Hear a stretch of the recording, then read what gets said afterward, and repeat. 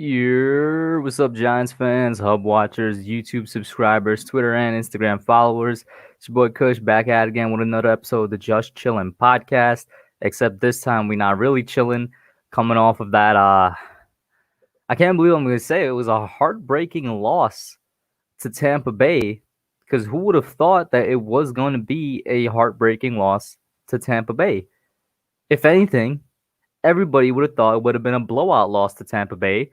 And it's almost like they did us a disservice by keeping the game so close and not being able to close it out. You know what I'm saying? You could argue that you would rather be blown out by Tampa Bay by maybe 10, 20 points rather than have it so close till it comes down to a point where mistake after mistake, somehow the Giants are still in it.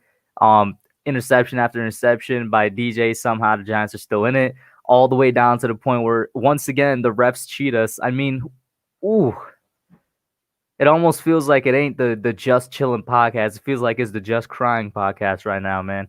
Shout out to Joseph Balby, Edward Chan, Johnny Kelly, Kid Blue's Head. So Kid Blue's Head is there. Jaden Dawkins, what's up, everybody? Kevin Cronin, you're from Joseph. Heartbreaking loss, but the call mattered. But we had other opportunities too. Exactly, I agree with that. Kevin Cronin, where's PTA? He's gonna be in here soon. He's gonna be popping out in about 10 minutes. So keep an eye out for that. He's gonna be here soon. He's doing some work. It's all fine. We got good enough time for when he does pop in. I'll run the show until then. So as usual, get your questions in, get your thoughts in. What do you guys want to start off with first? We got a kind of a big can of worms to open here, man. Are we starting off with the positives, which, believe it or not, there was a lot more positives from this game than you'd expect? Or are we starting off a little bit more negative? Nerding Out Sports in here. Shout out to him. Go check out his channel. Bradley Raphael DeLuna in the chat. Who do I think will win? Okay. That's okay. I don't like to get political on the channel, but who do I think will win? I've been saying this for months. I do think re-election is way more.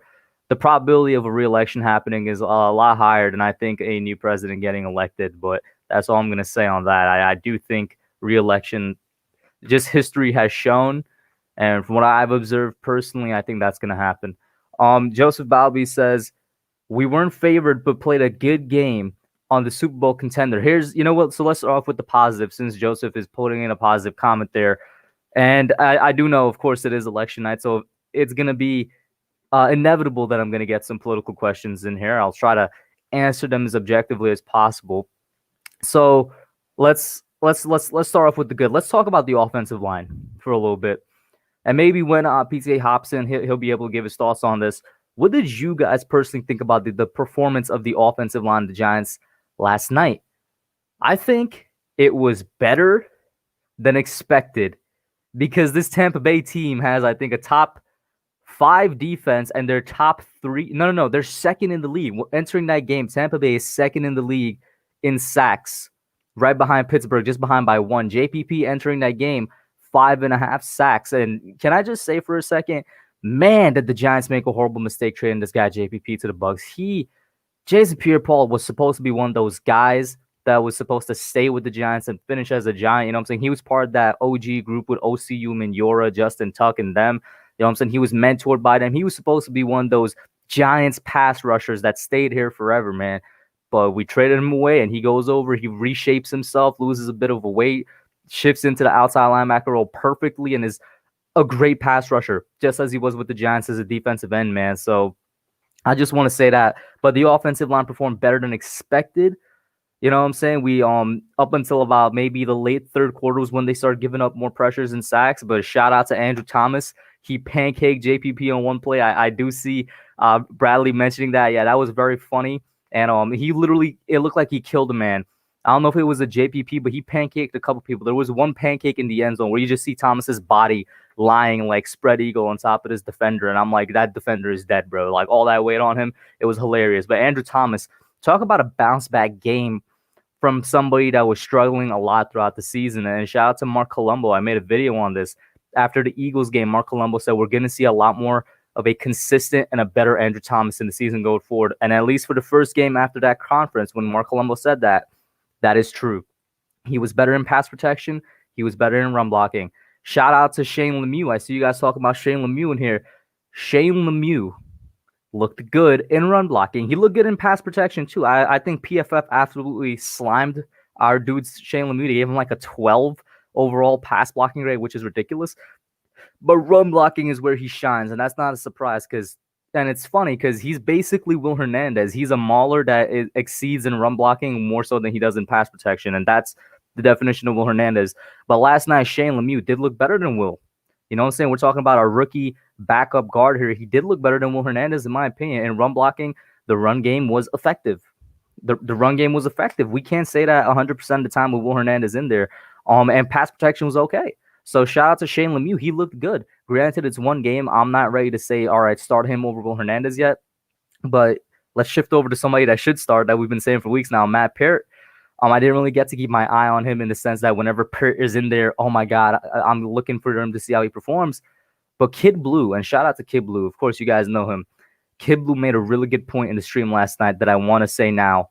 And that is Matt Peart should start for if not any reason, for this reason alone. The rotation continuously hurts the chemistry of the offensive line. If you continue to switch tackles, every other drive between Peart and Fleming, you're messing up the chemistry, and the offensive line is not playing together as a unit properly. And I do believe that's happening. And they're continuing to do this. In addition to that, now I saw a tweet by, I think it was Art Stapleton or one of the other official Giants beat reporters. They're going to be switching Shane Lemieux, Will Hernandez, and Kevin Zeitler at guard. That's three positions right there that's going to be continuously shuffled around during the game. I don't like that. That's not good. Your offensive line is never going to be able to play as a cohesive unit on that. So let me know your opinion on that as well. Let's see now. I was impressed with what the O-line did. They played well. Raphael says, Kid Blue's head is Ligma. Okay, he said sup. I got... okay, Ligma, that's all good.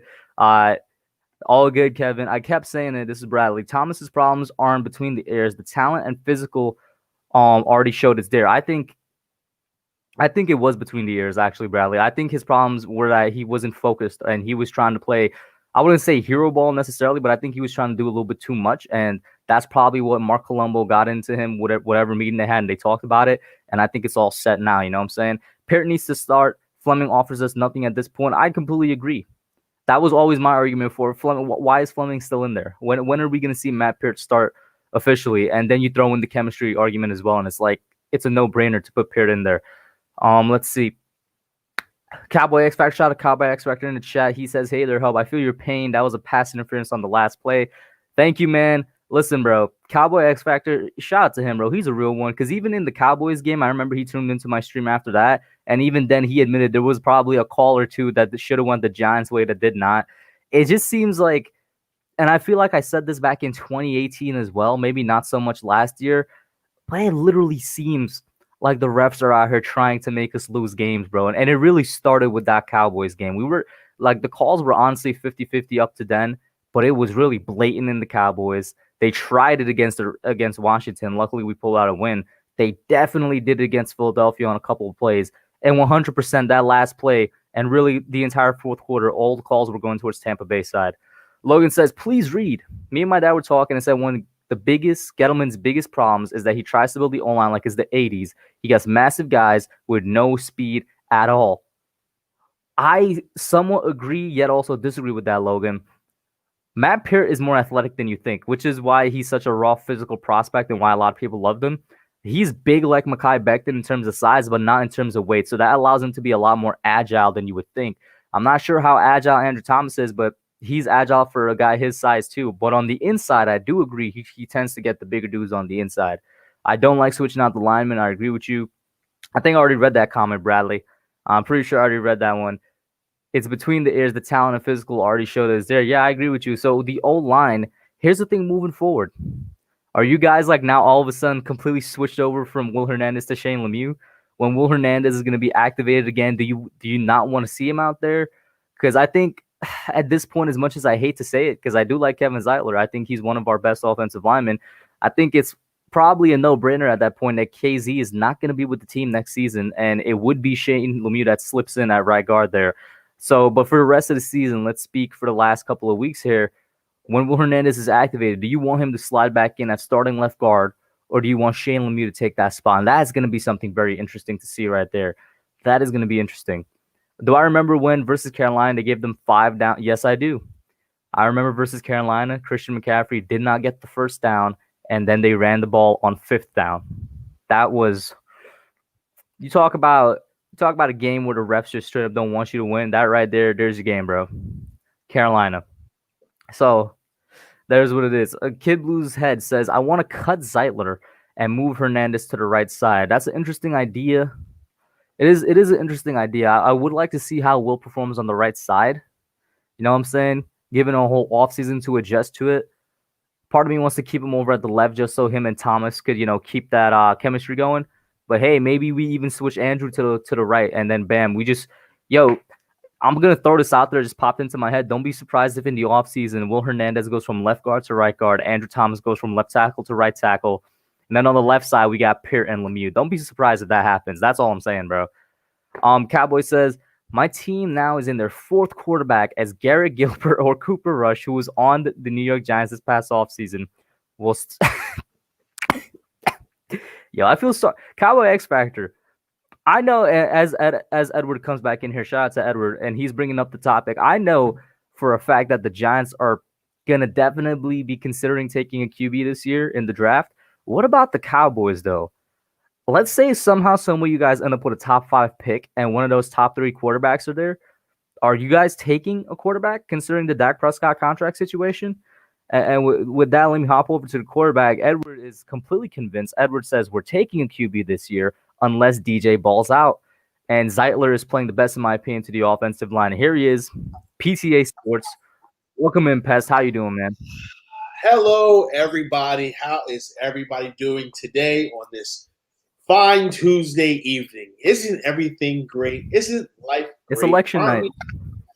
Aren't we just having the best time ever? Yeah. Look at this smile. You tell me this isn't a genuine smile on my face? Yeah. Like this one? Like yeah. This? Yeah. Oh, man. Where do you want to start off? I was literally just going to switch into the quarterback. We talked about the offensive line a little bit. You want to just get into that? Because I saw a couple of tweets from you yesterday. Let's hear your thoughts, man. Just give us your raw, unbridled, unedited emotion and thoughts from last night. Oh, well, damn, you should. Okay, first of all, let me ask this question. Are we still monetized? Are we still monetized, Kush? Yeah, we're still monetized. We're good on that. We're good on that. Yeah. I just want to make sure that we're still monetized because Yeah. All right. Cool. Man. All right. The quarterback. Cool.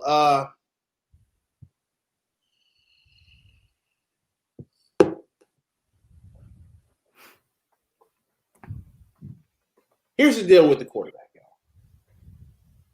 I'm not happy with our quarterback. That's fair. I didn't want this quarterback to begin with. Just for the record, I didn't want this quarterback to begin from the beginning. I didn't want him. I wanted nothing to do with him. I didn't want him on his team. I didn't want us to draft him. I didn't want him. And then we drafted him, right? And like a good Giants fan, shout out to everybody that shouted me out in the comments. How y'all doing? I hope everybody's doing great. And then me as a good Giants fan, I say to myself, okay, you know what? Let's just see what this kid's got. Let's see what this kid can do. They saw something that none of us saw, right? Because none of us was checking for Daniel Jones. So let's just see what this kid can do, right? And this kid gives us flashes. Like all the time, this kid gives us flashes. A flash here, a flash there. Just sprinkle some flashes in. Real quick, shout out to Raymond K. I'm guessing a Jets fan because he has a Jets helmet there. That's $2 Canadian? I guess. Is Canadian money not like the same rate as American money? I don't think so. I think it's different. Okay, well, yeah, I think that's probably my first international donation. Shout out to Raymond, man. And we'll get to this in a minute. I'm gonna leave it up there. Continue, PTA, because we're gonna get to that in a minute. So he gives us flashes here and there. But the flashes aren't enough. Like, as I watch this guy play the position of quarterback for the New York Football Giants, I see that his internal clock is off. His ability to read the field is off. His ability to process what's going on in front of him takes too damn long. His want to be the hero destroys his ability to play smart. And I'm sick of it. I'm sick of it. Like, I'm sick of it at this point. I said last night that, and I said this in my video that is actually processing right now to get put on YouTube. Yes, I still do YouTube videos. I know I've been gone. But I said in my YouTube video that, like, I posted on Twitter yesterday that I'm off the Daniel Jones train. But to be fair, I don't think I was ever on the Daniel Jones train. Like, I don't know if I was ever on this. That's true. I remember asking you several times before the season began when we first did, streams together and whatnot, even at the beginning of the season. You were always very iffy on Daniel. You were always very iffy on him. Yeah. I don't know if I've ever actually been on the train. I might have just been driving my car from station to station, following the train around to see if the train was going to go off the rails or not. So I don't know if I was ever on this train to begin with. But I was being a good fan, right? Because I have to be my entire presence on YouTube is to talk about my favorite team, the New York Football Giants. And if a player is on my team, I'm going to give that player a chance initially. All right? But I'm impartial. I'm not a homer. I'm not going to say that everything that this team does is right and good in the world, because that's not fair. It's not fair for me to jump up here and be a homer and tell y'all everything is good. I have to be impartial. I have to be. Otherwise, there's no validity to my content. So I have to be impartial. I will give every player that comes on this team the benefit of the doubt. But if you suck, you suck. And that's just what it is. That's me being a coach, okay? It ain't nothing personal. It ain't a vendetta against somebody. If you're not built to play the game, you're not built to play the game. That's just the way it goes. I'm sorry. I hear the echo happening to you, and I'm gonna put my headphones on. I actually don't have an echo. I actually do not have an echo. Yeah. Okay. I hear. I'm gonna put the headphones on. I hear it coming into my speaker, and it's gonna really annoy me more than I'm already annoyed by this damn quarterback and this damn team. I hope these things still. I don't know. Can you hear me? Yeah, I can hear you.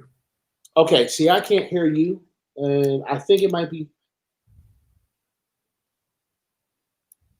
By the way, while PTA is handling that, shout out to everybody that tuned in. After that, Evans. That's all right. Evan Spitzberg, Crest 24. Dead, so we're gonna have to just deal with it. Fine, whatever. We'll PTA, I'm actually surprised you don't have a pair of wired headphones. I have several pair of wired headphones. The problem is that I have my audio interface that I have. It has the 1/8. And I can't find my converter. I had a converter so that I could plug in wired headphones, and in the midst of moving several times over the course of the last 10 years, I don't know where it's at, and I just keep forgetting to go get another one. So yeah, like I as a coach, like that's just the way that I approach players. Oh, PTA, you're breaking up internet-wise. Okay, that's great. Am I back? Can you hear me? It's coming in and out. I can hear you. Like audio's fine. It's the video. The video is going in and out. Great. So right now my setup is running like the New York Football Giants. We're in unison. That's just what's happening here. It's because you got on the Giants shirt. I got the Saquon, and I'm rocking the Saquon shirt because I just felt like it. I've actually been wearing the Saquon shirt all day. I don't know why. I just grabbed it and said, I'm putting this Saquon shirt.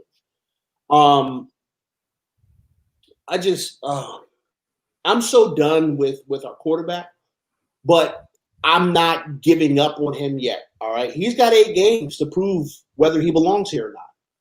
In my opinion, he's got 8 more games, man. Prove to us that you can improve.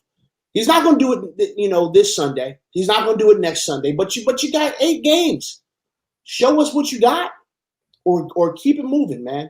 Because I'm telling you right now, we don't know who's going to be making the decisions from a standpoint of who's being drafted and whatnot. We don't know who that's going to be. Like right now, it's Dave Gettleman, but it may not be. And that's just the reality. So like the next person may look at Daniel Jones's body of work and be like, nah, we gonna draft someone. Especially if we're high enough to get one of these top players who I don't, aside from Trevor Lawrence, I don't. Everybody's talking about Justin Fields. I don't watch enough college football to tell you about these players right now. Like I'm going to start researching film here in about a month, because by then I will know. Okay, we're totally out of it. We can start talking about the draft, in December. When we're so let me answer this real quick. This super chat here, saying like PTA, I don't watch college football like that. I would go Justin Fields just because from what I've heard, he's the more sure thing compared to Trey Lance. And he's coming from a better program in Ohio State. Then again, I don't like Ohio State quarterbacks. Ohio State and USC quarterbacks ain't ever succeeded in the NFL. Nope. So I'm gonna just put that out there as well. And like PTA mentioned right before I got to that, the only person I got any type of confidence in is Trevor Lawrence, and he's not coming to us. He's going to the Jets. You could put your money on that. Yo, PTA, if you should have a look at the Jets schedule, they really might be the third team in NFL history to go 0-16. I don't see them beating anybody else on their schedule for the rest of the season. So yeah, it's very likely that the Jets have that number one pick. And if they have that number one pick, they're going Trevor Lawrence. Exactly. So in that case, which is what I expect to happen. And before I get into this, I said this in my video today. I labeled it like my thoughts on Daniel Jones. Daniel Jones cost us this game. Nobody's denying that. I'm not denying that. We win this game if he doesn't throw 2 interceptions. And that wasn't even my biggest problem with him last night. My biggest problem with him last night was he couldn't hit the deep ball to save his life. Oh I counted 4 throws, and all 4 of them were to Darius Slayton, where all 4 of them could have ended up as a touchdown. One of them was a sure thing with Slayton in the end zone. He overthrew them. Like, I think 2 or 3 of them was overthrows, and one of them was just straight up an accuracy problem. I don't know if the wind at MetLife was bad or something, but that's surprising because literally before that game, it's almost as if PFF jinxed us or something. They put out a stat that said this year, Daniel Jones is amongst like top 3 quarterbacks in the NFL when it comes to down the field accuracy and deep ball accuracy. And last night, he was like 0 for 0 on all type of throws deep down the field. That's what annoyed me and got me angry and disappointed me more than anything. So with that being said, I just want to get that out there. I don't want people to think that I'm like going to die on this hill defending Daniel Jones, because I'm not. But I'm this close to just completely giving up on him. That close. It's not going to take much more for me to get completely off. I'm not off the train yet, though, because I guess it comes since I've been like one of his biggest defenders. I do realize that out of the 8 games we played this season, you could say 5 of them, the only reason we were close was because of him. This game, it was the complete opposite. The only reason we were close is because everybody else, and he was the problem. For about 5 games, the only reason we were close was because of him, and that's why I'm not off the train yet. But I'll tell you this: I don't think he's the quarterback anymore. I will say that. Before last night, I was completely like, yeah, I think he's the quarterback of this franchise. After last night, he's going to have to do something for me to say that again, because I don't believe that anymore, which is why what I'm saying is don't draft a quarterback this year, because you're not going to get Trevor Lawrence. And I'm still not somebody that believes in tanking. I want to put that out there. Tanking, I can't do it. But what they should do is add the 1 or 2 pieces to this defense that's going to make it truly elite. Because I'll be honest with you, every time I say to myself that somebody's going to figure out this defense because it's 8 weeks in, that the defense is going to be worse than it was last week because there's more and more injuries, Patrick Graham finds a way to keep the defense elite, in my opinion. So add a number 1 pass rusher to this defense in free agency, and then add either a second middle linebacker or a second cornerback, or perhaps both through the draft. And this is an elite defense for the next 3 to 4 years. I don't think anybody could deny that. But more importantly, don't let last night distract you from the fact that last night was probably the only time our receivers got open. It's so funny. The only times our receivers got consistently open was that game last night, and he could not hit on them. Don't let that distract you from the fact that we still need a number 1 weapon. So go out there and get the number 1 weapon, whether it's in the draft, whether it's in free agency, and do something, and then draft your quarterback. Don't do it this year.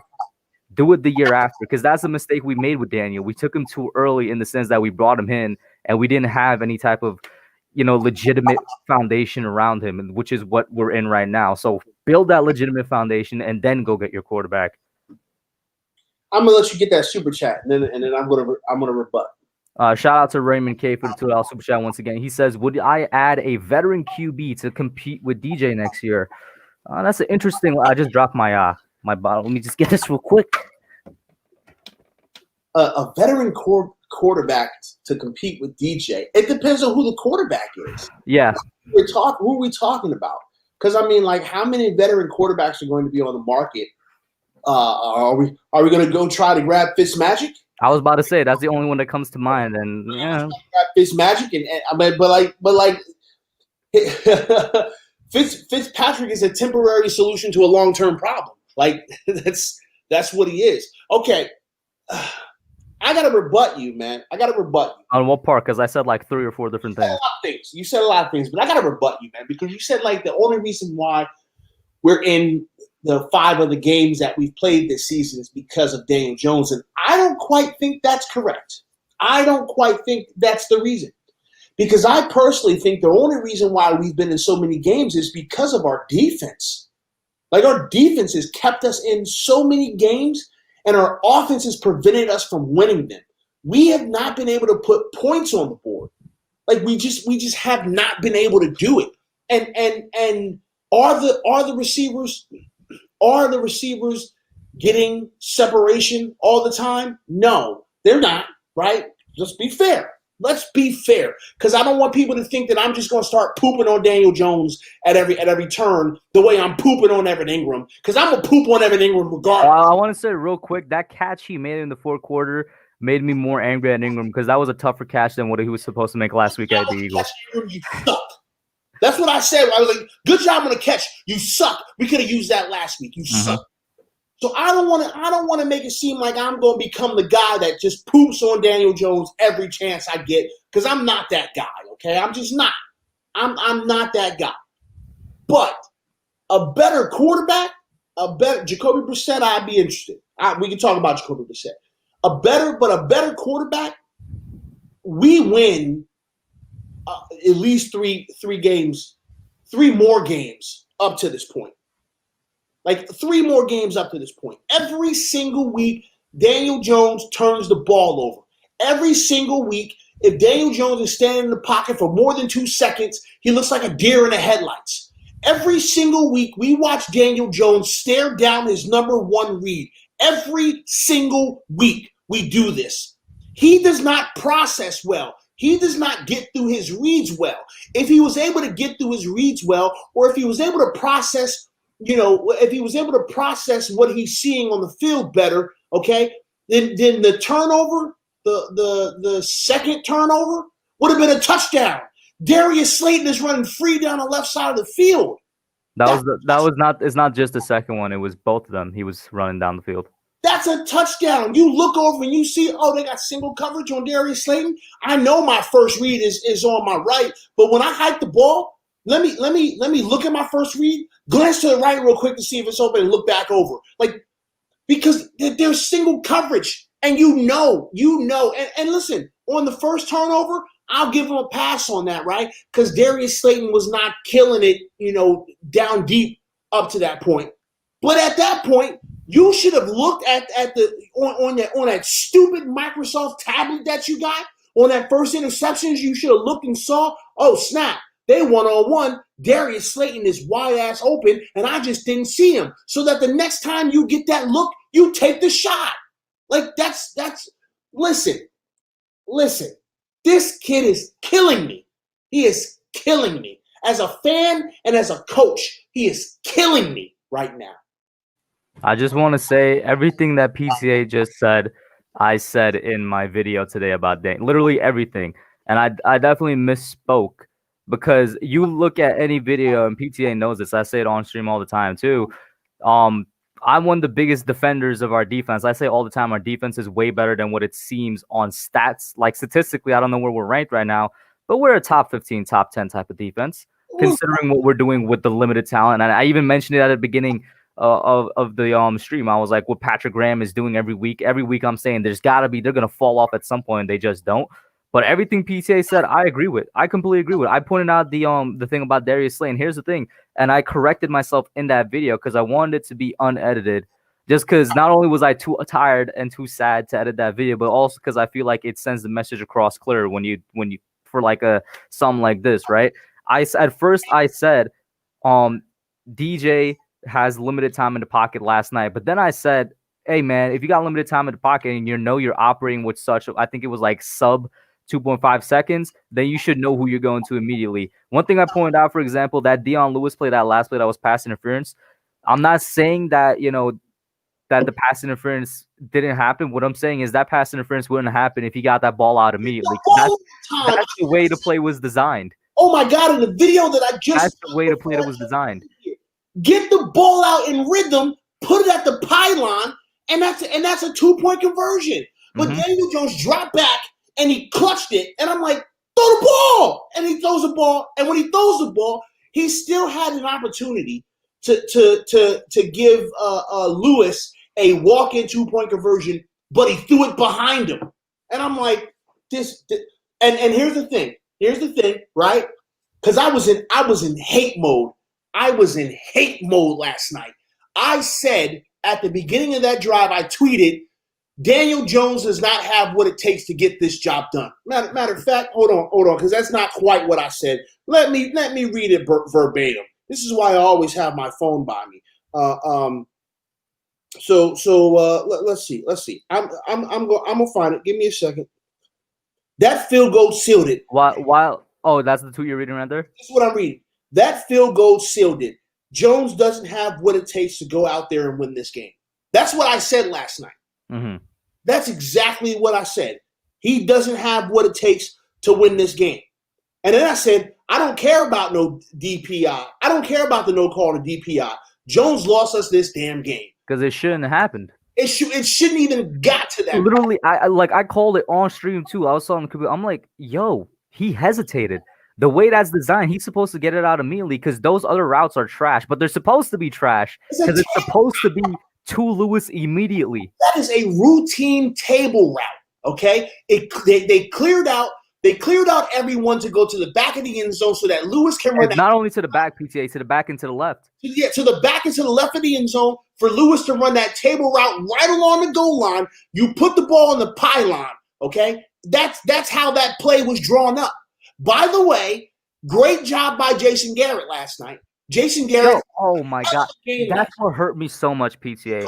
I've been the biggest dude that gets on Jason Garrett game after game. And last night it was at the halftime, and I told everybody, I was like, I already know this is already Jason Garrett's best game. This is by far the best game he's called all season.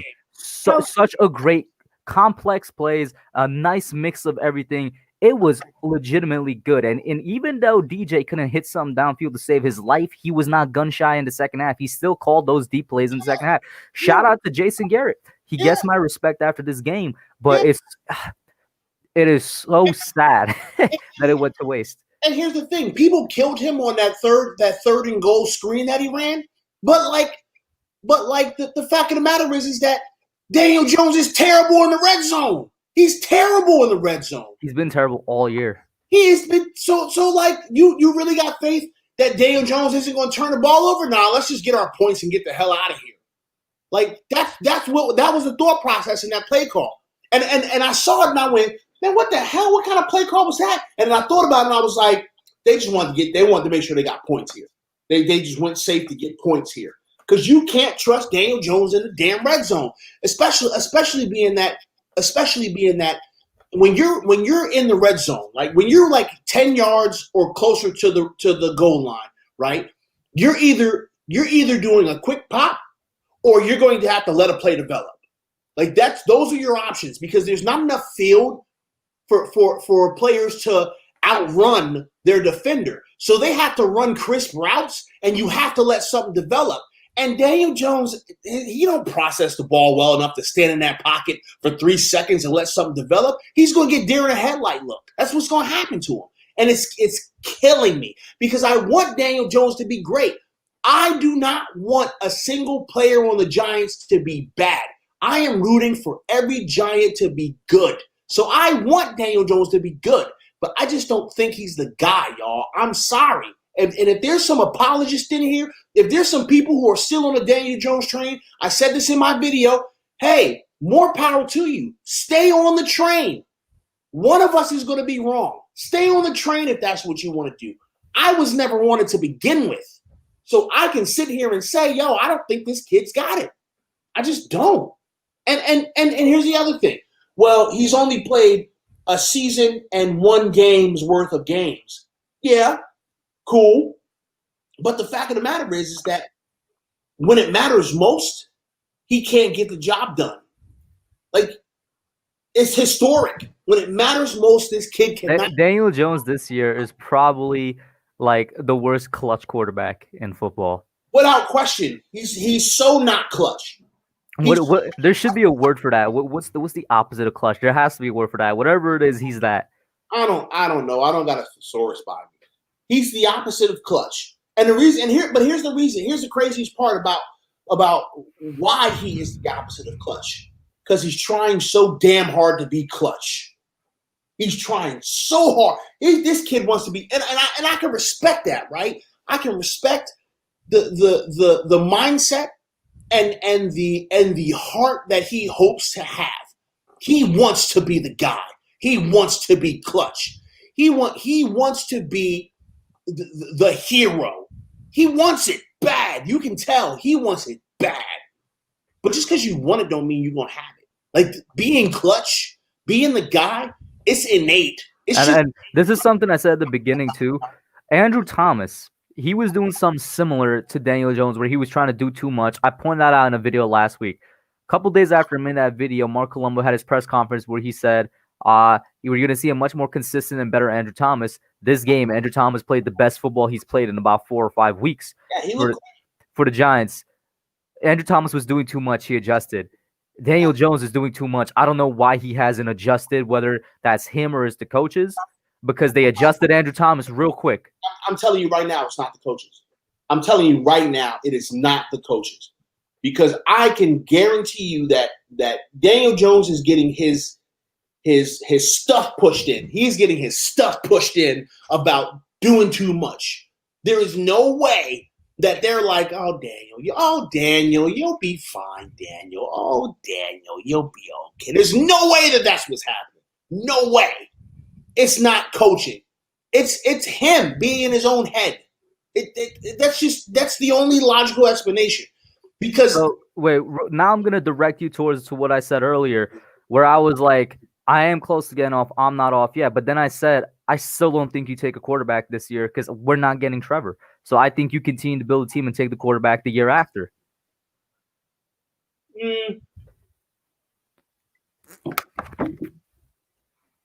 I'll buy that. I won't like it, but I'll buy that.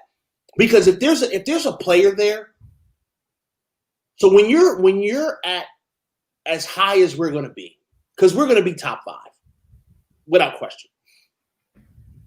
Let's say that we don't trade down. Yeah. When you're that high and you don't trade down, you take the best player available.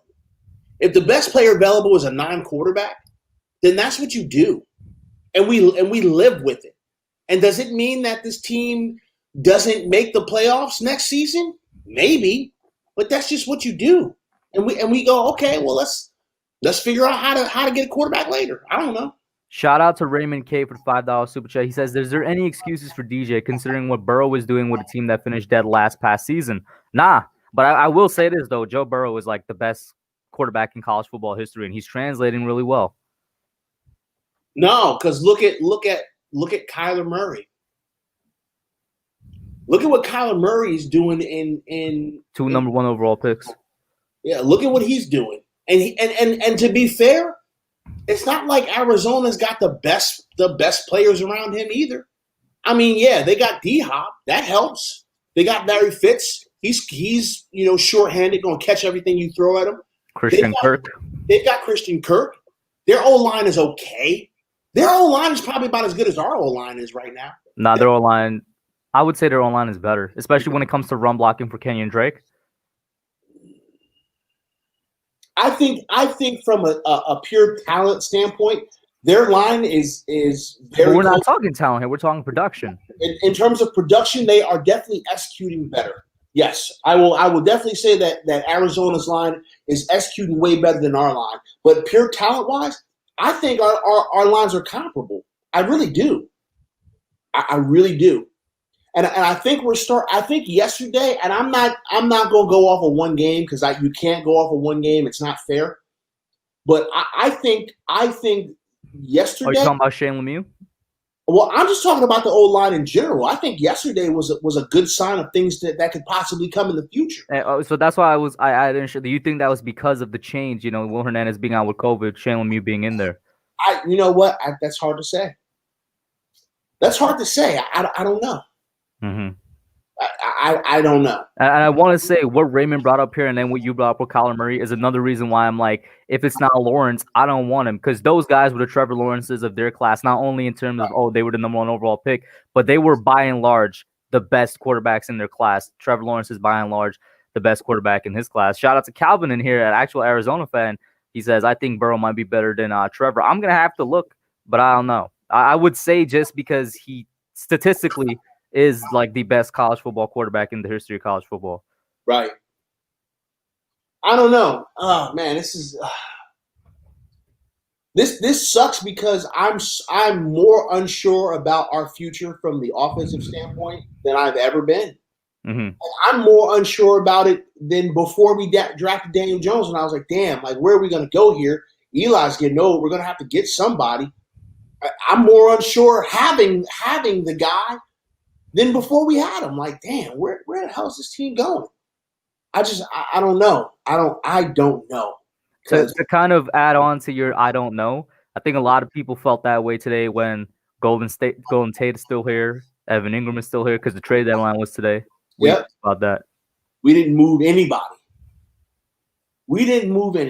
And I guess they just made a decision that we'll deal with it in the offseason or something. Yeah, like I don't know. We didn't move a single person. And I don't know. But real quick, before you say something, I want to say, I think it was either the last time we were on together or the time before that, I said this might happen because the Giants ownership might be like, don't move anybody because we don't know what the next guy might want, because I think Gelman is gone. So they're like, we don't know who the next guy wants to keep and who he wants to get rid of. You know what I'm saying? Right. And I mean, like, that makes sense because I don't see a scenario that Dave Gettleman stays here. Because Daniel Jones is his job, bro. I really, yeah. Daniel Jones is his job. Daniel Jones is his job rests on Daniel Jones. And everybody knew that when we took Jones, too. Yeah. Gettleman knew that. Gettleman said, we'll see how crazy I am in 3 years. And it's like, bro, it's been 2. You're looking like you're dumb. You're looking like you're stupid, Dave Gettleman. I'm just calling it how I see it. You're looking mighty stupid. I know that was not quite Dave Gettleman's top choice at that point. I know that was more Pat Shurmur telling Dave Gettleman, I want Daniel Jones. Get me Daniel Jones. I really think that if Dave Gettleman was smart, he'd have said, shut up, Pat. You may not be here much longer. He probably should have done that. He probably should have said, shut up, Pat. You sit your ass down and let me do my job. You shut up. You work with what I give you right now. You're not designated as the guy yet. Shut up. Like, I don't know, man. And you know what? That sucks for Gettleman, right? It sucks for Gettleman because, like, we sit here and we place all the blame on Dave Gettleman for this entire roster. But a lot of it has to do with ownership and then Pat Shurmur. Ownership and the coaching staff. I think a lot of it had to do with the scouts told the coaching staff, here, this is what we got. Let's break these players down, tell you guys what we've seen, and then you guys can make a decision. The coaching staff then said to Dave Gettleman, hey, we want these guys. And Dave Gettleman has probably been collaborative this whole time, even though he's getting all the blame. I just want to say conspiracy theory. I think the reason that's the way it is, the reason they're like, all right, coaching staff, and I think it happened with Pat Shurmur too, that Shurmur had a lot of say in who they're drafting, is because I think ownership wanted to avoid another Ben McAdoo, Jerry Reese, Patrick Mahomes situation where Ben McAdoo came in and told them, about Mahomes, and they did not listen to him, and so they were probably like, let's avoid that and give the coaching staff more power when it comes to drafting. That's just my conspiracy theory. I mean, maybe. And if that's let me tell you something about this ownership. This ownership is screwing this team over. Like, our ownership is absolutely screwing this team over. And it's been happening. You could be 100% right. It's a domino effect. And it started when we got rid of why am I brain farting? The one of the second best coach in the history of Coughlin. It was PTA. I disagree. It started in 2011 when John Mara put his son Chris Mara as head of player evaluations, and since 2011, the Giants have been struggling, excluding 2016. Yeah. This is why I say that if I'm not saying that they should do this, and this is going to correlate into that super chat, if the owners decide that Dave Gettleman is out of here, they need to do it sooner rather than later. The reason why they need to do it sooner rather than later is because they need to bring in a consultant, a temporary director of football operations to just come in and watch this team for the remainder of the year. See what they're doing, see what works, see what doesn't work, and ownership has to be open to the criticism that they're going to get. So that when this consultant says, "Hey, Dave, you need to get your kid out of here. No family needs to be involved in none of this. Look at the Cowboys." I think you meant John. I'm sorry, John. What I say, Dave? Yeah. Hey, John, you need to get your son out of here. Like, he does not need to be involved with this at all. Get him out of here. You know, it makes no sense that he's been director of player operations through now 3 regimes, through Jerry Reese, through Ben McAdoo and Jerry Reese. So that's the second one. So through Coughlin, Jerry Reese, McAdoo, Jerry Reese, Gelman, Shermer, and now Gettleman, Judge. 4. Right. He should have been gone after McAdoo, Jerry Reese. Right. So that consultant needs to come in, tell them what they need to do so that they can fix that, bring in that new guy. And then, Raymond, if that new guy wants to replace DJ, then it is what it is. It is what it is. It is what it is. Like, the owners have to. Oh my God! I hope with every fiber in my being, I hope that the ownership has learned to not be married to a player. They were married to Eli Manning, and that hurt us a little bit. Just being honest. And I love Eli, but it hurt us a little bit. I'm not mad at Eli for getting his money. I'm not mad at Eli for hanging on as long as he wanted to hang on. I get it, okay? A lot of the here's the thing, and this is gonna sound whatever, right? This is gonna sound very a-hole-ish, but y'all know me. I'm a real dude. I keep it real. I pull no punches. That's the way I operate, okay? A lot of y'all don't know what it's like. A lot of y'all don't know what it's like to be doing something you love for your entire adult life. And then one day it's just gone. And you know that it's getting ready to be gone. And here's the thing, little peek behind the curtain. That's happening to me right now, okay? No one here, Hub knows what I do for a living. A lot of the other content creators that I work with know what I do for a living, okay? And I've been doing this my entire adult life. And it's getting ready to be gone. And it's the scariest feeling in the world, okay? Like, it's affected my entire life. It's one of the biggest reasons why my channel doesn't have as much content right now, because I'm scrambling trying to figure it all out. A lot of y'all don't know what that feels like. You've never experienced that. It's happened to me twice. Football and my current job, okay? That by the way, I'm not ready to lose a job or getting furloughed or laid off. That's not what's happening. But the fact of the matter is that I've dealt with it, okay? I've been a football player my entire life. And I was just going to say, maybe speak, if you're willing, share the football time, you know, how it felt when you had to give a football and all that to the people. I've been a football player my entire life. I've played football. since I was a little kid. I was never good enough to make it to the NFL. Okay, I just wasn't that good. I've always been too small. Even though I'm a big guy, I've always been too small to play at that level. But I've played football my entire life. Okay, and football went away a year and a half ago. Playing football went away for me. Actually, damn, no, it's longer than that now. It's almost 2.5 years. About two and a half years ago, I had to stop playing football. I was too old, but I was also injured, and it just got taken away.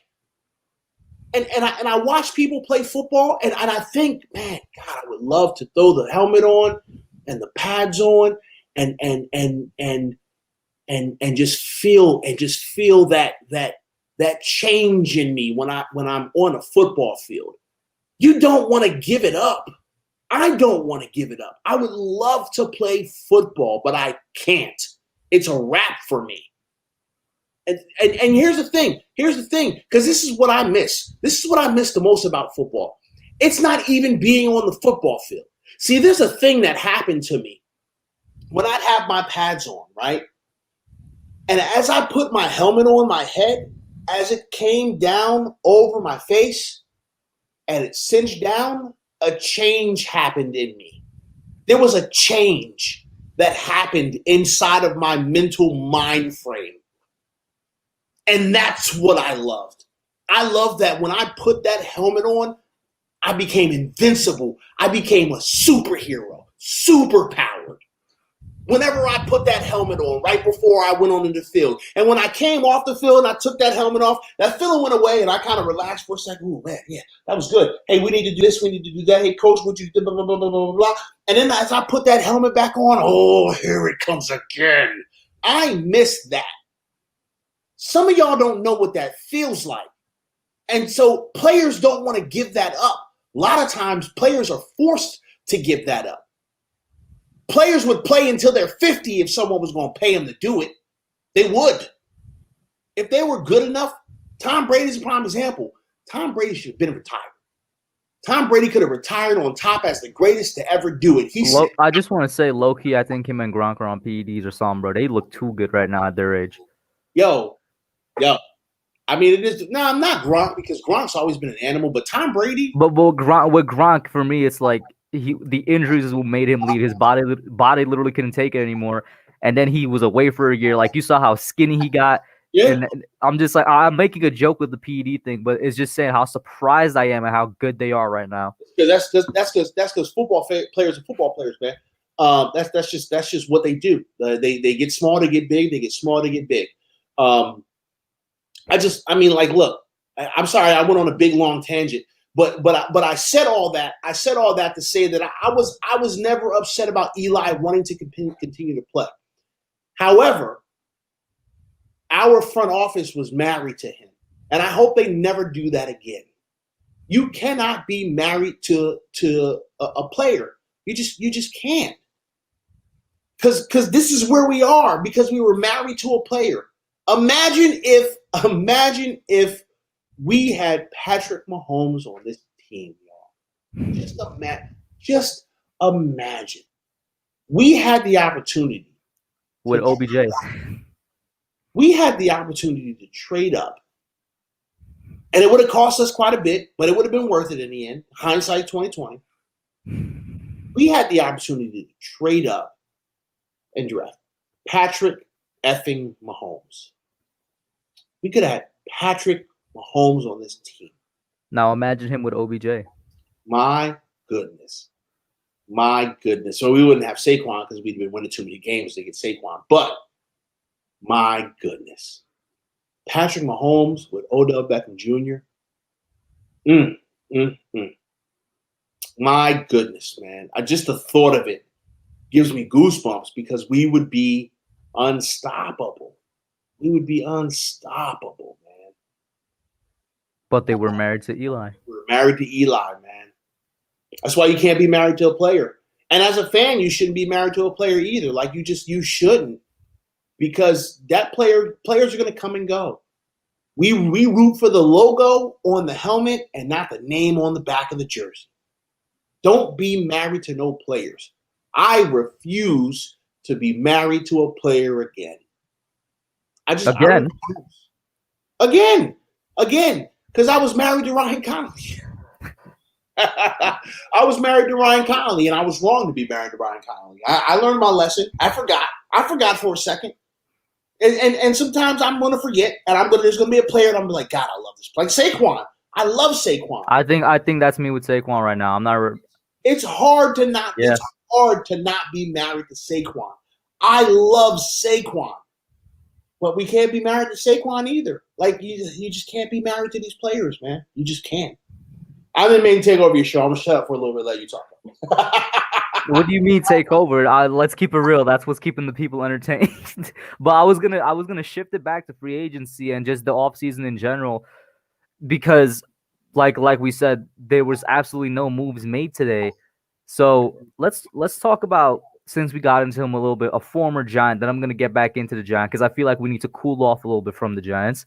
Let's talk about Odell and his ACL injury and the possibility of him possibly playing his last game in Cleveland. What's going on with Cleveland and Odell? Is it all smoke? I think it's smoke. I don't think Odell's going nowhere.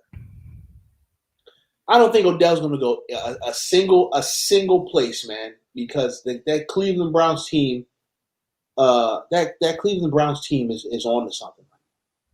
And I know, starting to figure it out. Yeah. Baker Mayfield is sus. I know. Emergency meeting. We may have to. Baker Mayfield may be the imposter. We may have to launch him out of the space. I understand, but this Browns team is putting it together right now. They really are. Without Odell, they're putting it together. So I don't know. I don't know. Nerd Down Sports makes a good point. He says, I think all it took to get Mahomes was swapping picks in 2017, a third-round pick in 2017, a first in 2018. Real quick, I can't confirm that because I have nerding out. You gotta let me know where you're getting the info from. He's like, so we wouldn't have Ingram or Barkley. I would do that trade 10 out of 10. I think that's just an opinion-based statement that he's making. He's saying that we could have probably made that trade with swapping that picks, with throwing in a third in next year's first. We could have probably made that trade and got Mahomes. I don't remember. I would still do it. I don't know if that's, like you said, I think he's probably making up. I would still do it. In an effing heartbeat, I would do that. 100%. For Patrick Mahomes, now granted, we didn't know what Patrick Mahomes was going to be at that time, and neither did anybody else apparently, because everybody passed him up. But, I mean, listen, that just goes to show you that a lot of people got it wrong on Patrick Mahomes. A lot of people. Because Patrick Mahomes was the experimental quarterback. At Texas Tech, he was a loser. He was just a really good loser, but he was a loser at Texas Tech. Lots of losing at Texas Tech. And here's exactly. I got a really good friend who's a Texas Tech alumni. He gets on my damn nerves because he's always texting me about Mahomes and how great he is, and how great he is because he comes from Texas Tech. And I'm like, your football program is ass. Yeah. I have no idea how Patrick Mahomes came out of Texas Tech like that, but he did. Yeah, your football program is ass. But I mean, he's half joking.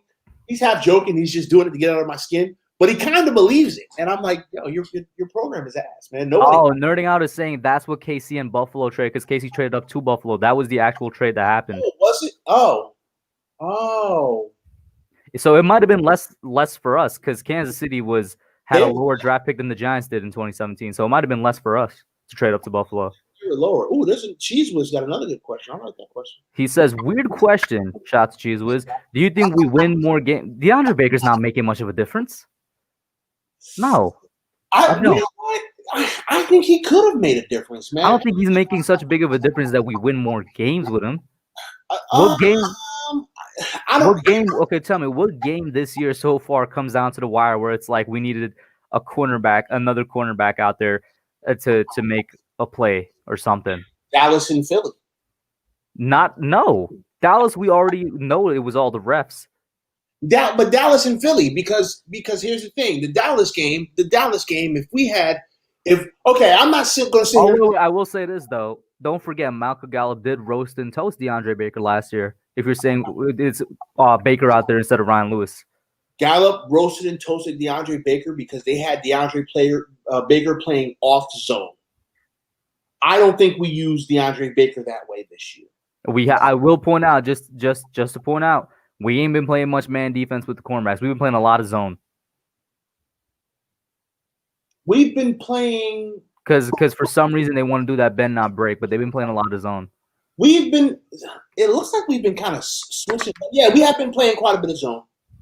We have been playing quite a bit of zone. But I think we at least win the Cowboys game and the Eagles game. I think we win those games. Both? And we may win this game. And we may have won the game last night. Nah, that was all DJ. I don't know how much better the defense. The defense would have to be like 10 times better, which is already hard enough. But I think that was all DJ. But I could see Dallas or Philly, not Dallas and Philly. Now that's a different story. I don't know about both of them, because with Philly, it's like the defense just got gassed. Like he would get gassed too in Philly. That's the thing. Like the defense got gassed. It's not like they played bad. They got gassed, so he would also get gassed at the end with Philly. I don't know. Maybe, possibly, maybe. Mm-hmm. I know those two games both came down to end of the game drives by the opposing teams, and maybe they don't get those end of the game drives with a better number 2 cornerback. Mm-hmm. I'm speculating. I'm not saying that it's a guarantee, but I think we win those 2 games. I do. I think we could win those 2 games if we had another corner. Speaking of winning games, what's happening against Washington next week? Oh man, that is a tough one, man. Because I think we have what it takes to beat Washington again. Mm-hmm. I think Washington is struggling way worse than we are. Way worse than we are. I'm going to say that Washington is a very winnable game. Washington is a game where we are probably not the underdog. That's tough. That's tough to believe. We weren't the underdog last time we played Washington. I don't think we're the underdog. Here's the thing, though. Here's the thing. As long as we don't play down to Washington's level, I think we win the game without a problem. And here's the reason why. Because we're competitive as hell against teams that are way better. Shout out to Joe Judge and the coaching staff, yo. Jesus Christ. You talk about competitive? This team at 1-7 is the most competitive team I've ever seen in my life. Yeah. We're playing teams that are way better. You gotta understand something. This is the same. This team that we played last night beat the brakes off of Green Bay. Beat the brakes off of them. Again, embarrassingly beat the brakes off of them. Who else they had just beat somebody else convincingly? The Raiders, who were looking good. Yeah, they beat the Raiders. This team that we just played is a contender, like a top 5 in the conference contender. Okay, and they barely beat us with help. Okay, with help from Daniel Jones and a little help from the refs. They barely beat us.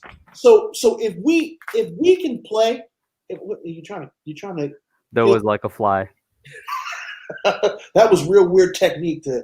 Because it's a water bottle, so I'm like, I don't want this to accidentally like thing, so I'm just like swinging the water bottle. But I mean, like, listen, the Washington football team is not these other teams, so we have to play to our level. We cannot play down to theirs. I think we can beat the Washington football team. I think we can beat the Eagles. I think we can beat the Cowboys. Get it? I can't get up, you know what I'm saying? Because I'm like, I have everything wired up. If I could get up, it would have been dead, yo. Like it keeps like it goes right here on the wall, stares at me, then it flies back. You're pulling a Daniel Jones. You're missing your throws, man. Listen, man, at least I have a better excuse. But yeah, I agree with you. Washington is a winnable game, and it's like it's crazy for me to still able to say that we still own Washington in a time where we're just so bad when it comes to winning games. But like it's like the Eagles own us, we own Washington. That's just how it works, man. Here's the deal. Let me tell you the winnable games that we have left on our schedule. So, Week 9, Washington, winnable. Week 10, Eagles, winnable. Week 12, Bengals, winnable. Week 17, Cowboys, winnable. So that's 4 winnable games on our schedule left. Because I think the Seahawks. No, we're not. No. I don't think the Bengals can be considered winnable anymore. I think I don't know. I think Joe Burrow beats us convincingly, man. I don't know. No. They just beat the Titans. So they just beat the Titans. So what's your point? My point is the Titans were a contender and they beat them. I still think that Cincinnati game is winnable. I really do. Mm-hmm. I think that Cincinnati game is winnable. The games that are not winnable, Seahawks, Baltimore, Cardinals, Browns, Baltimore. Those games are not winnable. Mm-hmm. Those are not games that we win. I don't think those are games that we win. But I see there are some winnable games on the schedule. Now, I want us to go out there and win every damn game. I want us to just go on a crazy run in the season 9-7. 9-7, bro. I was about to say that 9-7, bro. Won a division, and everybody's like, "What happened to the Giants? They just flip flopped on us, and they just won their division." That's not gonna happen. That's not gonna happen, y'all. It's pipe dream. Pipe dream. It's not gonna happen. No. Pipe dream means there's at least a little bit of realism to it. That's just fantasy. Absolutely, that's 100% fantasy. 100% fantasy. But I still think that there are winnable games on the schedule, and I think that we can win. I think we can win some of these games. So we got a couple new people in here. Joe DePlaza, shout out to him. He says, and this talking to me, he says I say that we shouldn't draft the QB and build a good foundation first. But if and when we're drafting and Justin Fields and or Trey Lance is available, it's going to be awfully hard to pass them up. For me right now, sitting here on November 3rd, it would be easy for me to pass up on them. I would have to go and then look into their tape and whatnot. The only person that wouldn't be easy to pass up for me is Lawrence. Once again, I would have to go and look in and actually look at them. Is it going to be easy for you to pass up as of November 3rd, PTA? Holla at me in December about this draft stuff. Holla at me in December. It's still too early to talk about it. It's still too early. I don't know nothing about these guys. I don't know. Holla at me in December. Here's one for you by Dean Robinson. Holla at me in December. Holla at me after Christmas about that, because listen, I don't know. All I know is that Jones has 8 games to prove that he should be here next year. He has a funny comment here, Cheesewood. He says Washington is always a winnable game. If DJ has 500 passing and 5 touchdowns, I won't get excited. No, listen. Don't get excited about this Washington game if DJ goes out there and lights them up. It's the only team he can beat. It's like supposed to. Yeah, it's the only team he can beat right now. It's the only team. No one else. So I don't know. Yo, let's keep it real. Damien is spitting pure facts, bro. Let's keep it real. 4-12 in this division. Come on now. 4-12 Super Bowl run in this division, bro. That'd be that'd be the craziest thing ever. 4-12, he go to the Super Bowl and win. You tell me that's not realistic? That's completely realistic. In this division, sure. Yeah. In this division, a 4-12 team gets in there and wins the whole damn thing. You're like, what? How? Listen, all you got to do is get in the dance. That's it. Here's a really good one by Nerding Out because it relates back to today, and I'm pretty sure you saw what Golden. Say what's up to you earlier, man. I'm pretty sure you saw what Golden Tate's wife was ranting about on Instagram and on Twitter. So, what do you think about Golden Tate? I mean, he's got a legitimate gripe, man. Thank you. Yo, I was afraid you were going to say something else because for me, I even said it last night. I'm like, I get that, like, he's not the best receiver on – actually, no, you could argue he is the best receiver on the team, but it makes no sense that for the past 2-3 weeks, he's getting an average of 2 targets a game. That makes no sense to me. Utilize him. He's got a legitimate gripe. I don't understand why he's not being utilized more. Maybe it's got something to do with the fact that we only have 4 wide receivers. I mean, I don't know. I don't know why we're not using Golden Tate enough. Because literally the past 2 weeks too, when we did use him, it was both on touchdowns. He got both touchdowns. Right. I don't know. Okay, here's the thing. The coach in me tells Golden Tate, hey, tell your wife to settle down, man. Just do us a favor. We don't need this right now. Tell your wife to just chill. Like that's what the coach in me is saying to Golden Tate. I get where you're coming from. I understand you're frustrated. I understand that you want to get the ball. Got it. Do me a favor. Tell your wife to chill for me, please. So, because we don't need this distraction. We're already bad. Okay? We get it. But he does have a legitimate right. He's not getting utilized enough. It doesn't make sense. Even if it's like, oh, we know we're going to trade him. All right, that's fine. Use him until you trade him.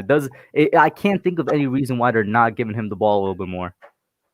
Yeah. Oh, man. Joseph brings up a very good point. I didn't get to talk about this in my video, which, by the way, it should be up. That was very interesting. I noticed that they did that a lot. No punt returner, just kind of pin your ears back and go get it. Super cool with that. Super cool with that because it looked like it worked well. It was very interesting. But like, look, I like it. This coaching staff is doing things that are outside of the box. I don't think I've ever seen that before. Like, hey, screw the punt. The thing is, it looks so normal because it was executed so nicely. It looked very normal. Yeah, they worked on that quite a bit because it looked fine. It looked fine. It didn't mess us up.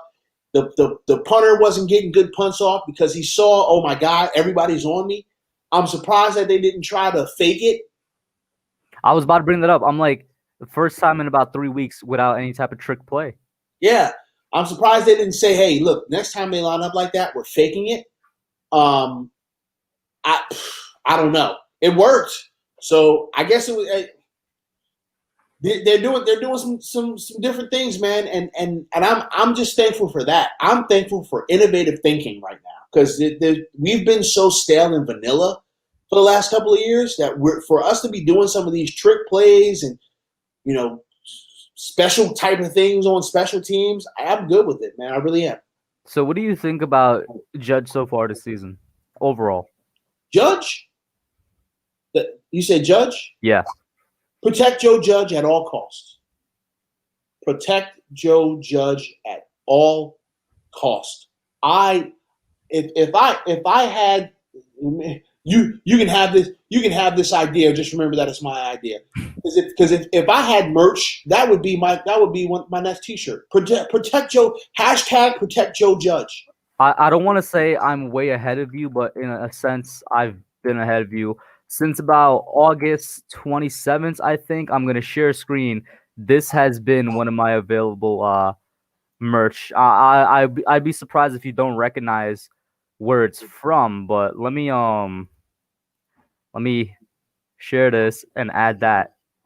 I've had this as merch for a while now. Okay. This is from that video when they were doing the mudslide thing, and they were all chanting "Judge, Judge, Judge." Yeah. Maybe I'll change it to protect Judge at all. I don't know. Maybe I'll add it, but I've had Judge themed merch out there.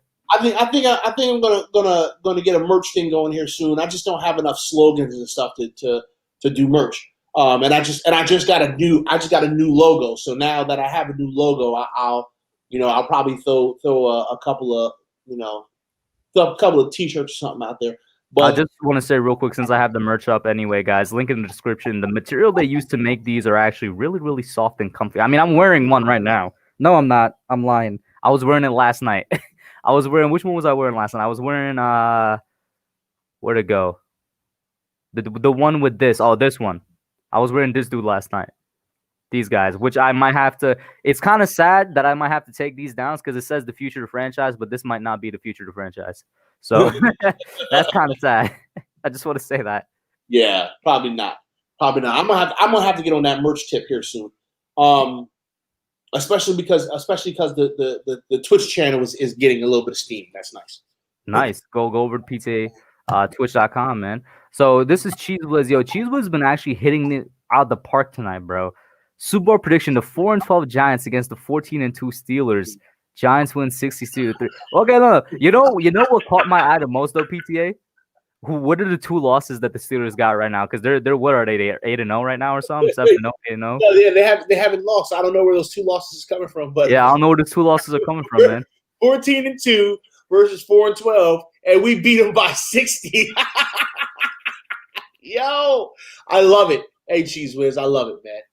I just want to say to Krez real quick why I choose the name The Hub. If you're thinking about something, that's exactly why I chose the name. It was a joke between me and my friends. It's If you're thinking what I think all of you guys are thinking, that's exactly Really? why that's the I name. didn't know Yeah, that.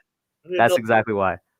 So yeah, because it was catchy too. I'm like, everybody's gonna know what the hub is. So yeah, you gotta get big brain on them here tonight. I'm surprised, man, because you're just such a nice guy, man. You're like the nicest, clean thinking, just boy next door type of guy, man. It's the nicest guy in the world, and so I wouldn't think that your headspace would be there. I I don't know how to take that. I don't know how to take that. had to get my nice guy Kush digging. Exactly. I mean, all right. Well, you tell me what would be your explanation if I didn't say what would be your guess as to why I picked that name. Because this is the hub of all giant sports. You know what my secondary explanation is? I want it to be a hub of entertainment because I do the skits. I haven't had time to do one this week. I mean, I did one last week for the reaction against Philadelphia, but since I'm doing skits, like my plan for the channel from the beginning was, Giants, skits, maybe some type of movie talk. I at one point I started a separate movie podcast and never took off, so I kind of quit on that. Maybe I'll start it back up, but it was gonna be literally like a hub of entertainment. I mean, so first of all, the skits are great. The skits are great. Thank you. If y'all not slamming the like button on the skits, I don't know what your problem is. The skits are great. And I've said thousands of times that that Kush is the best. He has the best edits of any content creator in the Giants community. His edits are great.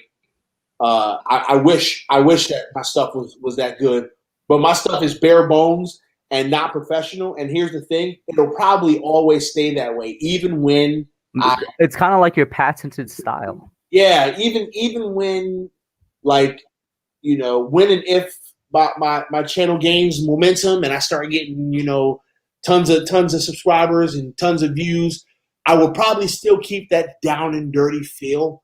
The quality will probably be better because I'm actually in the process of getting some better stuff here down the road. But I'm gonna probably keep that same kind of style of it not being. I'm excited to see where your Twitch channel goes, though. I'm excited to see where your Twitch channel goes. So the Twitch channel is interesting, right? Because here's what I've noticed about Twitch, and I've only been involved in Twitch since the pandemic, right?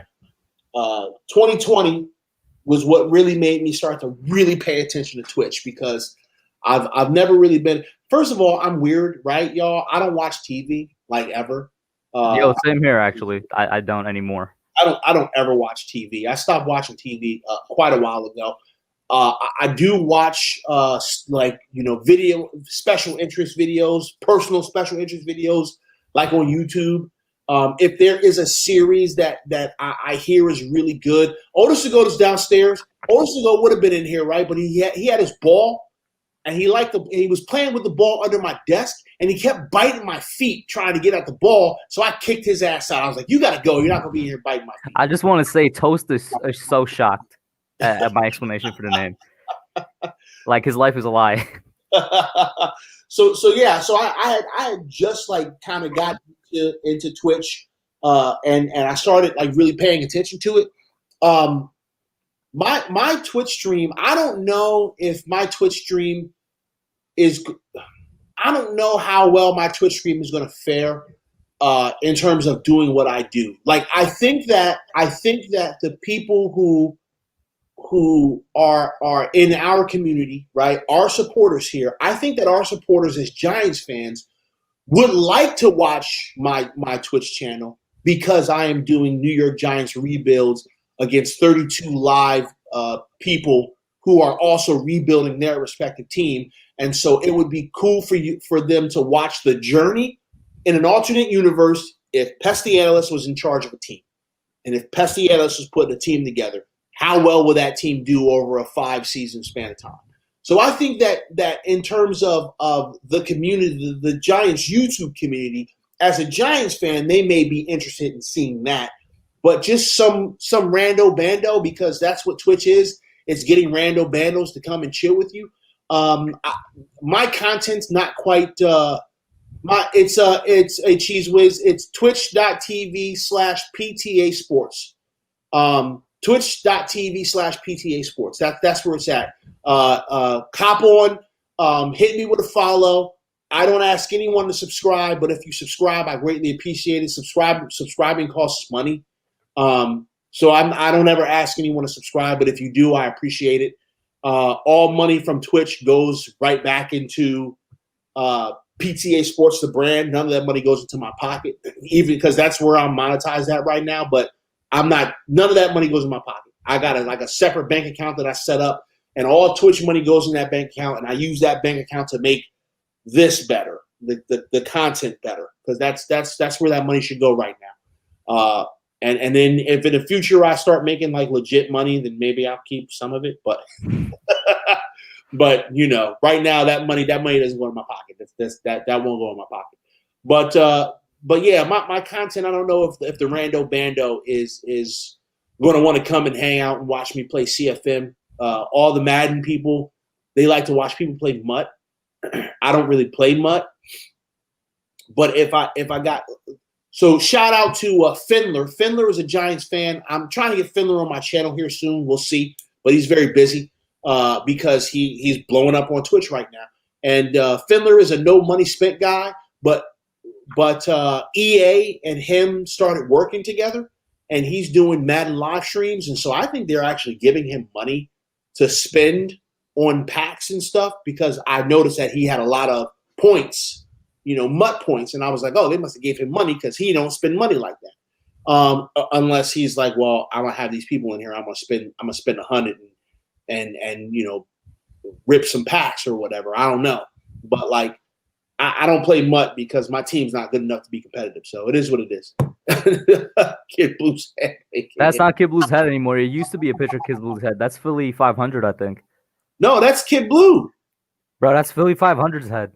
In the wait a minute. No, that is definitely not Philly 500. That is 100% Kid Blue. That is BBS's big ass head. Are you guys seeing another picture than I'm seeing? Because that's Philly 500's head. Unless he just changed it. Okay, so I'm looking at the stream on YouTube. Hold on. It shows, no, look, I'm looking at the stream on YouTube. It shows Kid Blue. In StreamYard here, it shows Philly 500. That's crazy. Okay, on my side, I see Kid Blue's head. Okay, but yeah, like it shows. Was it at one point Philly 500 or something? Maybe StreamYard didn't update. Anyway. Well, it's Ligma. It's Ligma. So Ligma always has like an extreme close-up of somebody's face anyway. Exactly, bro.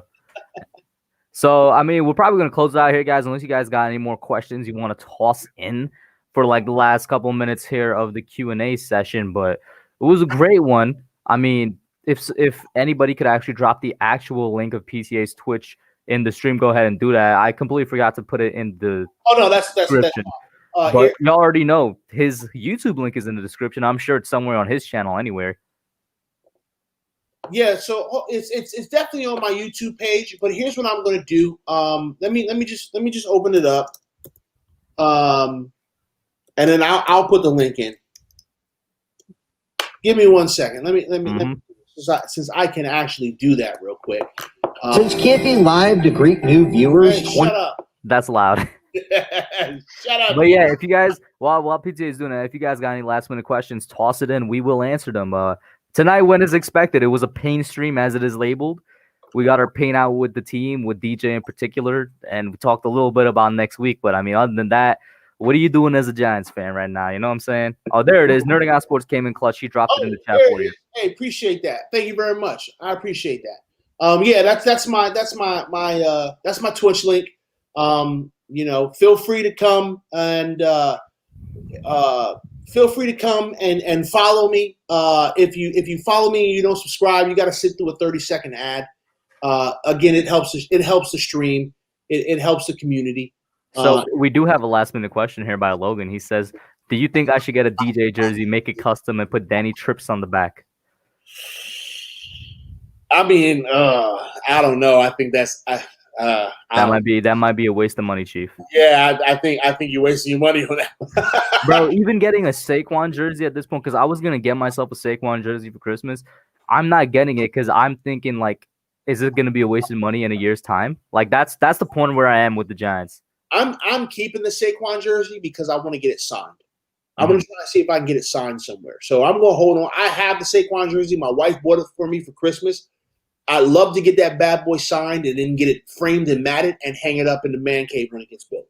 I wanted to get Eli autographed, but I've just never got an opportunity to go. Like I would love. It's not showing right now. It's under the year jersey. I would love to have. I have a Eli the Reebok jersey from back in the day. I have one of those. I would love to have that signed by Eli. I would love to have Eli sign the jersey that I wore watching him win his first Super Bowl. I would love to get that one signed and have that one framed and matted and put up on the wall. And the wife wanted to get me a autographed helmet by Eli, but it was like super expensive. And when she told me how much it cost, I was like, hell no. Hell no, don't do that. And give us the price range. I think it was $10,000. Oh, Jesus Christ. It's back. Oh, it went under the monitor. I cannot do that. It just went under the monitor. I'm not about to swing there. It flew in front of me and went to the keyboard and then went under the monitor, bro. Yeah, I think it was $10,000. It might not have been $10,000. It might have been like $5,000. But even still, I was like, no. She was like, but I could get it for you. I was like, no. $5,000, no. Hey, yo, Joseph, that's what's up, bro. Damn. See, yeah, like I would love to. Hopefully the world goes back to normal soon because I will always be at a game that the Giants are playing at. And hopefully I can get his attention and go, hey, sign my jersey. Krez, there is actually a couple I could recommend. I'm still iffy on Saquon. Maybe some people are a little bit more, sure about Saquon staying. Saquon's one, definitely get if you can. And this is where people are going to be iffy. But I think it would be great to have a James Bradbury one, a Blake Martinez one, a Dexter Lawrence one, those three guys on the defensive side. Or get a throwback, yo. Get a throwback. Like, you can always get throwbacks. Cheese Whiz out here had to sign Victor Cruz one for his birthday. Oh, that's dope. That's real dope. And Dean Robinson, we said, bro, we don't know. We don't know. That's all we could say. We honestly don't know. So I don't think I've ever showed this on your channel. I showed it on Taters. Is it up here? It might be up here. Let me see if it's up here real quick. It is up here. What are you grabbing? I do have this. I do have this. Mm-hmm. See if you can see it. That's an autographed Eli winning the Super Bowl. I do have that, and that is an authentic. Eli signed this. Mm-hmm. Eli signed this, and this is number 437 of 500. So that's actually really cool. Yeah, I do have that. That right there though. That ran me 500. That's actually cheaper than I expected it to be. I thought it was going to be in the thousands. Yeah, that ran me 500. But yeah, I do have that. So if I don't get an Eli signed, at least I have that, and that's cool as hell. But yeah, we're gonna close out here, guys. With things you learned tonight at PTA's Twitch, and he let it slip a little bit that he's building a man cave. So now we're all. I knew about it before, but now the audience is gonna be keeping the eye out for that too, man. Oh, listen, that man cave ain't gonna be ready till like next year. Hey, listen, it better be just in time for the season to start. But that's the goal is for the man cave to be ready in the summer, so that I can move everything down into there. My entire setup will go down in the man cave. It will be a sports bar, New York Giants themed, like a New York Giants themed sports bar. And then I promised the wife that I'd let her put some of her cowboy stuff down there. Ugh, but I gotta share. No, you don't have to. I do. I have to listen. You gotta keep them happy. What cowboy stuff are you gonna have in there, bro? I bought her a autographed Miles Austin. It's kind of very similar to the Eli one, but it's an autographed Miles Austin picture that's framed and matted because she's a big Miles Austin fan, or she was a big Miles Austin fan when he was on the Cowboys. I want to get her an autographed Jason Witten because Jason Witten is her all-time favorite Cowboy. And I respect Jason Witten. Jason Witten was good. Old man Witten. Yeah, so I'm gonna try to get her one that like a autographed Jason Witten one day, and we'll hang it up down there. Yeah, I mean, just she's a Cowboys fan. Whatever, it is what it is. At least as long as it's in a dark corner, you know what I'm saying? Yeah, it'll be like a corner. corner. Yeah, it will be the corner without any type of LED lighting. I'll PTA never clean it off. PTA is gonna forget to install the lights on that side and whatnot. It is what it is. I won't.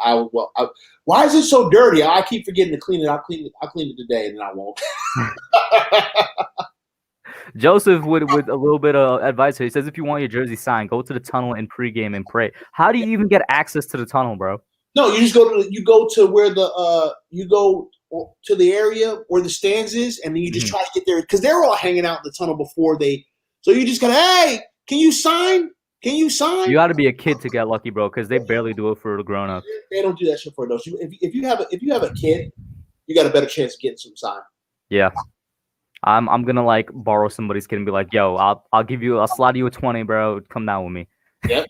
Because slide him that 20, that jersey value goes up to like into the thousands. Not that I'm gonna sell it, because if I ever have a signed jersey, I'm probably gonna frame it as well. Yeah, well, that's why you make good friends in the industry that can get you access that the normal people won't. That's one of the perks of being an influencer here on YouTube, is that one day maybe you'll make that connection and you can get all kinds of stuff signed. I mean, like I've seen several people who have built their brand up and all of a sudden they've got all these weird connections and you're like, oh snap. One day. Well, I definitely got to end it here, guys. I got to go. Thank you, PTA. Shout out to PTA for coming in, man. Shout out to everybody in the chat for coming in. Shout out to the Canadian donations. I was surprised by that. The first ever Raymond K. first ever international donation, man. But that's it for now. We're going to be out. All right, y'all.